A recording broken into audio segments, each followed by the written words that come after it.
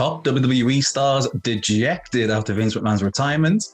Bryan Danielson has been cleared to wrestle and will compete this Wednesday. Claudio Castagnoli is your new ROH World Champion. And Max Dupri removed from Maximum Male Models. Hello and welcome to What Culture Wrestling here. The Solo Sunday News, myself, Andrew Pollard. Be sure to like, subscribe, comment, follow, share, all of that good stuff. But most importantly, be sure to have a great Sunday today. Whatever you're doing, if it's something, if it's nothing, I hope it goes really cool. I hope it goes really well. And you have a good old time. But here we are to talk wrestling. It's been a really quiet few days, hasn't it? I mean, not like there's anything major happened. It wasn't like good old Andy Murray had to make a late dash to the office at about 11:30 on Friday night because, I don't know, Vince McMahon retired? Yes, Vince McMahon retired. And in the fallout of that, I mean, there's going to be lots of fallout on this situation over the next couple of weeks. I don't think it's going to be the good sort of fallout, but in the immediate aftermath, there's a story coming out now. It's from Fightful Select that multiple top WWE stars were left dejected at the news of Vince McMahon's retirement. Now, of course, if you've been living under a rock for some reason, Vince retired on Friday, citing that at 77 years of age, he's decided to step back, so he's just going to leave all WWE duties behind. He is still the majority shareholder, but in terms of involvement in the company, nada, nothing, not even creative. A WWE creative without Vince McMahon to answer for. That's an intriguing proposition. We'll have to see if anything does change. But yeah, top names in the company left dejected. But the main reason for this seems to be how the whole Vince situation was handled. Now, of course, Vince McMahon, several stories came out from the Wall Street Journal at the turn of, I believe it was the turn of the month. Might have been towards the end of last month, actually. It's been a while now, but yeah, there's plentiful allegations against Vince. There's plentiful NDAs, non-disclosure agreements that have been discovered where people have been paid money to stay quiet about something. That's the whole point of an NDA, is the details are kept hush-hush.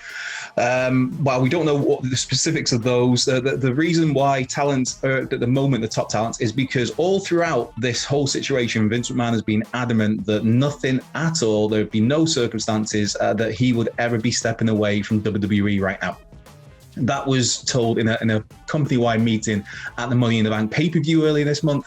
And then for this to come out of nowhere on Friday that he's been retired, some of the top names seemingly are a bit like, where did this come from? We were told, it was reiterated, it was hammered home that Vince, by hook or by crook, he would not be leaving the company. And here he is, left. So, I guess you can see where the talent are coming from. In one case, if you've got the boss saying like, nah, this is nothing, it's nothing. Hey, he's on the phone, it's nothing, he knows you. There's a tie back for you. Gotta love the Hurricane and the Rock. What a dynamic. What a random tangent that is to go on. Oh geez, man, this has gone fun already. You can tell I've been highly caffeinated today. In my new surroundings, you might say, it's very much a work in progress, but hey, new desk, new office, new place I'm living. So apologies for the slight randomness of this. But yeah, you can see why some talent might be hurt if they're being told it's hammered home that yeah, nothing's going to change. Vince is adamant. There was even stories after that first appearance where he came out on SmackDown that when Vince got backstage, he just said, F him. I think I can get away with F him. F's just a letter, man. They can mean anything. But yeah, about the people who were coming after him. Now, all of a sudden, you fast forward and Vince is quietly retired. We'll see, again, like I said, what comes of this in the next few weeks and months, because I don't think it's going to be pretty at all. But what is going to be pretty is Bryan Danielson is back in the ring, cracking skulls this coming Wednesday.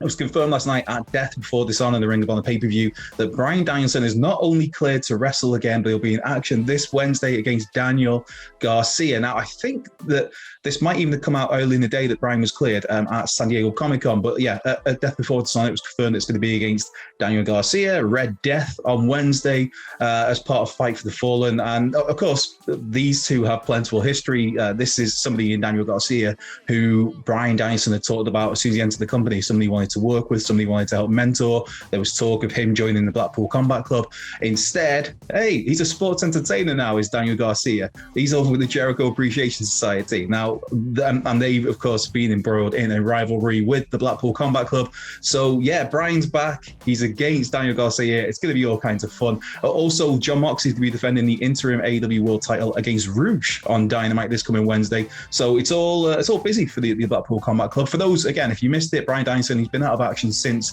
Double or Nothing, since the Anarchy in the Arena, as it was known. It wasn't outright confirmed what issues kept him out of action. But I believe it was Dave Meltzer at one point at the Wrestling Observer speculated that it's concussion related. And obviously with Bryan Danielson, that's a very delicate situation given his past history of concussions. So he was just kept out of action until it was fully known that he's going to be all right to compete again. And here we are. Hey, just a matter of days away from seeing the American Dragon back in action, snapping bones, slapping chests, cracking skulls, and I cannot wait. In terms of cannot wait, it feels like we waited a long, long time for Claudio Castagnoli to win his first major world title, and here we are on the back of Death Before Dishonor. That's easy for me to say today.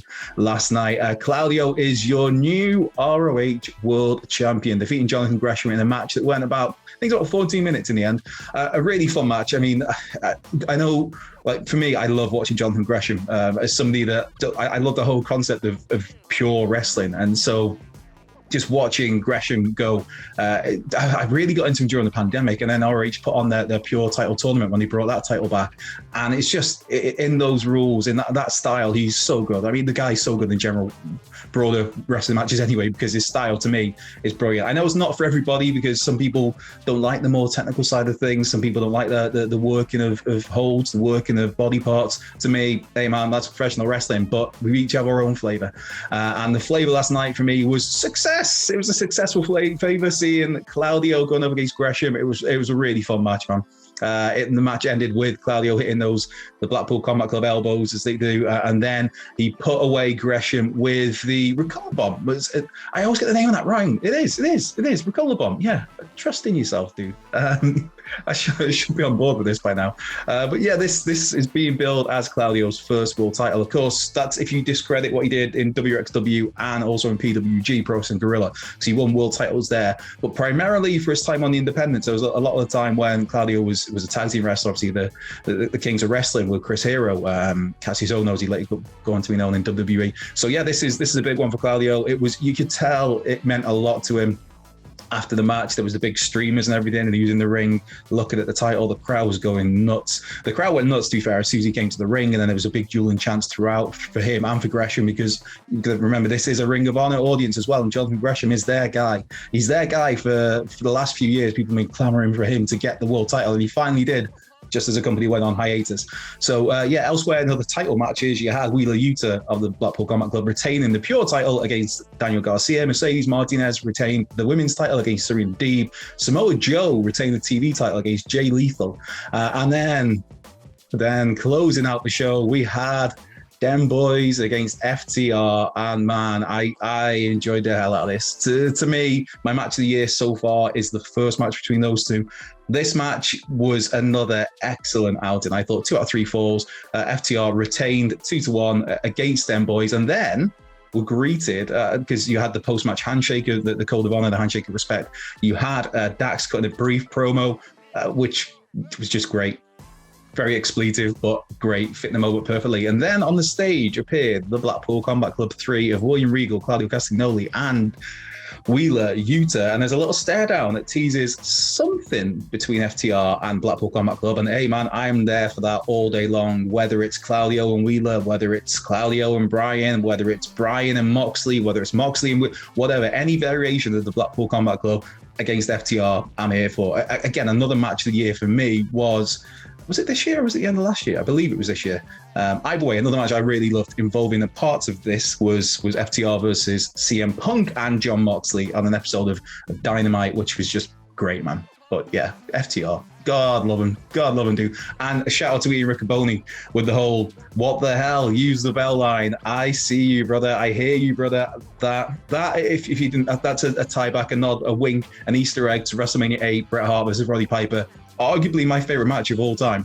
That's how highly I view that match. Just so many memories of that match as a kid, and I've rewatched that literally hundreds of times. And so when there's a bit in the match where Roddy Piper, who obviously had a very storied history as a heel, but at this point he's working babyface, the referee's down, Piper has the ring bell, Bret Hart's covered in blood, and it's like the crowd are like, no, Roddy, don't do it, as in he's going to return to his villainous roots. And you've got Bobby Heenan on commentary What the hell? Use the bell, as the old saying goes. Yeah. So, Riccoboni, I appreciate that, brother.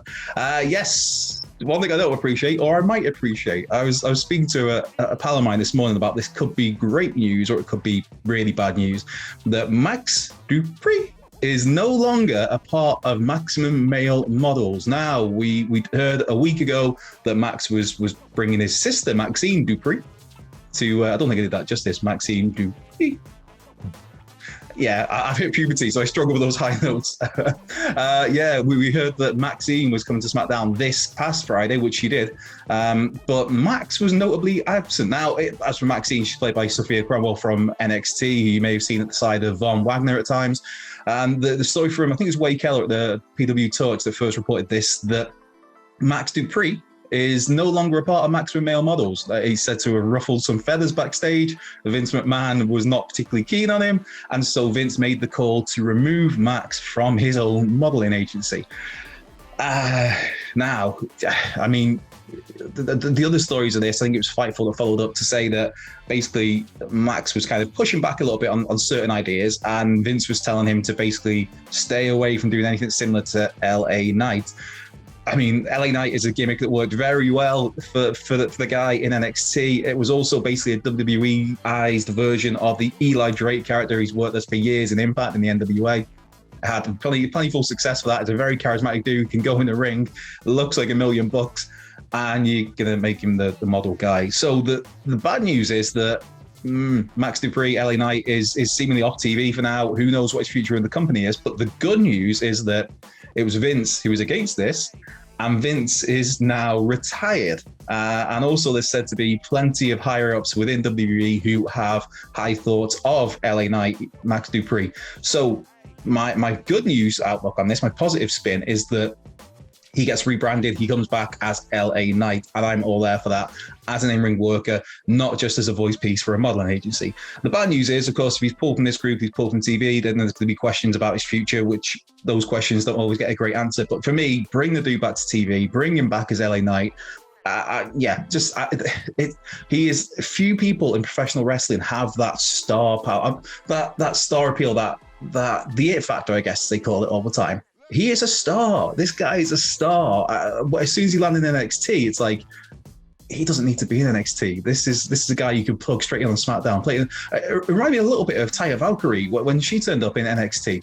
Oh my God, I'm totally going blank on the name there. Frankie Monet. It turned up in NXT. It's Frankie Monet. And it's like, this is somebody you could drop straight in on SmackDown against Charlotte Flair. But instead, you're going to bring it to NXT. Yeah, so here's hoping the best for LA Knight on that one. That's all I've got. Right, some questions I'm going to get through really quickly because I can feel myself waffling. Hector Garcia III. Hey, Hector. Happy Sunday. I know your current role gives a level of access to wrestlers, but prior to it being your job, what is a memorable wrestler encounter pick to share? I met CM Punk on July the 18th, 2011 at a Chicago Cubs game the day after his Money in the Bank title win over Cena.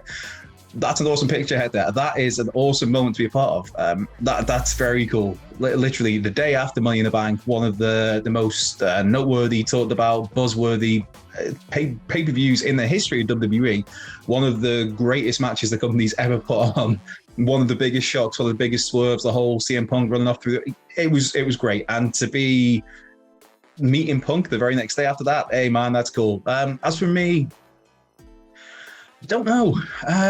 I guess one that comes out is Bret Hart because literally I'm sat in a Bret Hart t-shirt. And I've just talked about a Bret Hart reference from Bobby the Brain Heenan and from me and Riccoboni on the pay-per-view last night. So I'd say probably the first time I met Bret in person, but then I don't know if I'd already spoken to him and done an interview over the phone for a film he was doing that was for an outlet I used to work for.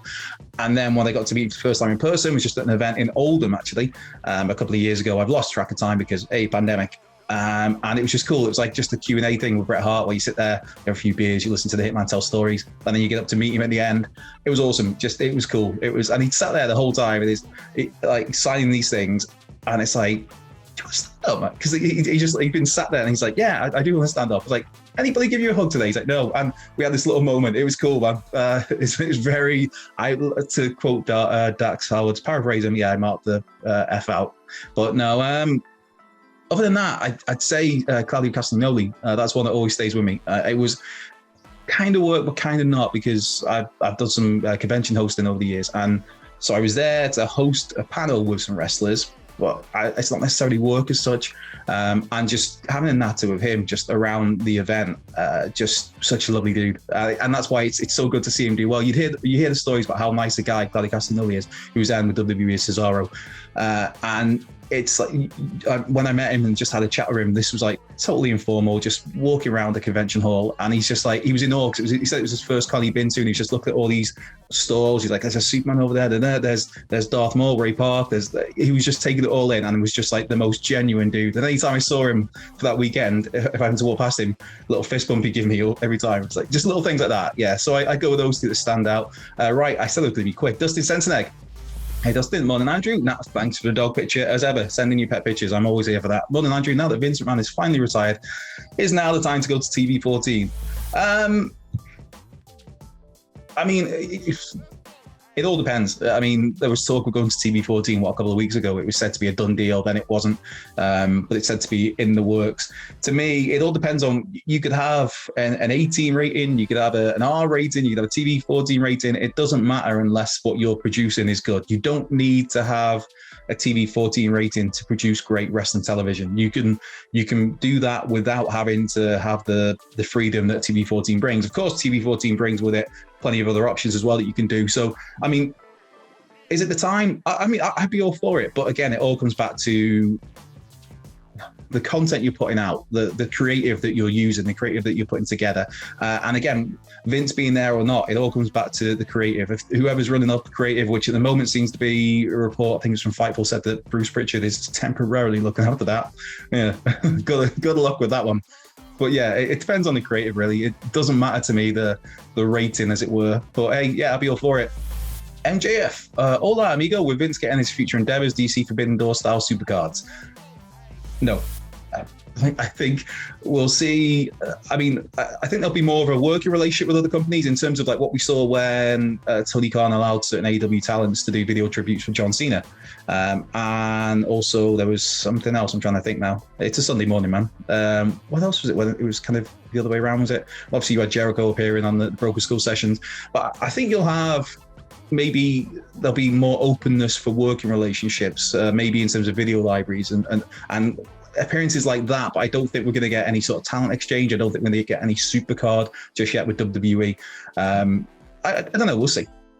Mark Solid, morning Mark. Oh, what a picture that is. Awesome. A dog with a tennis ball on the talent's head. I'm always there for that. Morning Andrew, thoughts on what will happen to Shane and Linda with Vince retiring under these circumstances? # this is the news. I think not much. I think by all accounts, Linda and Vince McMahon have just been married in name for the past however many years. They seemingly have different lives, separate lives. Linda's got a political career that she's focusing on still, doing lots of work with Donald Trump.